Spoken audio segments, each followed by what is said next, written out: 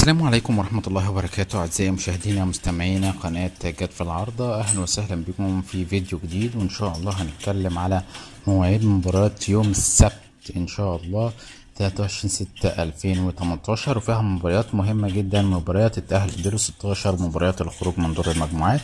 فاصل إن شاء الله وهنتكلم في تفاصيل المباريات ومواعيدها.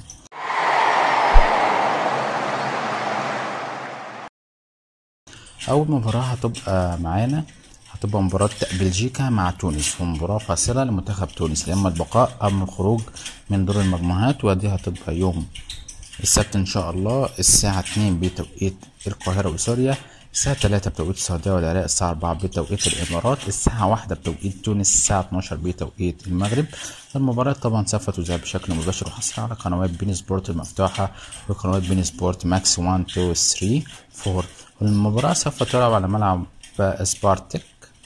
دي أول مباراة معانا. أما المباراة التالية في اليوم السبت إن شاء الله هتكون مباراة قوية جدا، مباراة هتجمع بين كوريا الجنوبية والمكسيك، ودي هتكون إن شاء الله يوم السبت الساعة 5 بتوقيت القاهرة وسوريا، الساعة 6 بتوقيت السعودية والعراق، الساعة 7 بتوقيت الإمارات.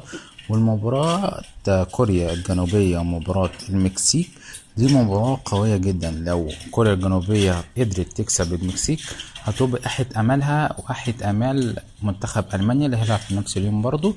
المباراة سوف تذاع على قناة بين سبورت ماكس 1 أو 2 أو 3، والمباراة سوف تلعب على ملعب روستوف أرينا. أما المباراة الأخيرة في اليوم السبت إن شاء الله تبقى مباراة قوية جدا لتحديد المتأهل من هذه المجموعة، وتبقى مباراة ألمانيا والسويد. أولا السويد فازت على كوريا الجنوبية، وألمانيا انغلبت من المكسيك، فالمباراة دي هتبقى جامدة جدا. مباراة ألمانيا والسويد هتتلعب يوم السبت الساعة 8 بتوقيت القاهرة وسوريا، الساعة 9 بتوقيت السعودية والعراق، الساعة 10 بتوقيت الإمارات، الساعة 6 بتوقيت المغرب، الساعة 7 بتوقيت تونس. المباراة سوف تذاع بشكل مباشر وحصري على قنوات بين سبورت ماكس 1 أو 2 أو 3 أو 4، وسوف تلعب المباراة على ملعب في شتى.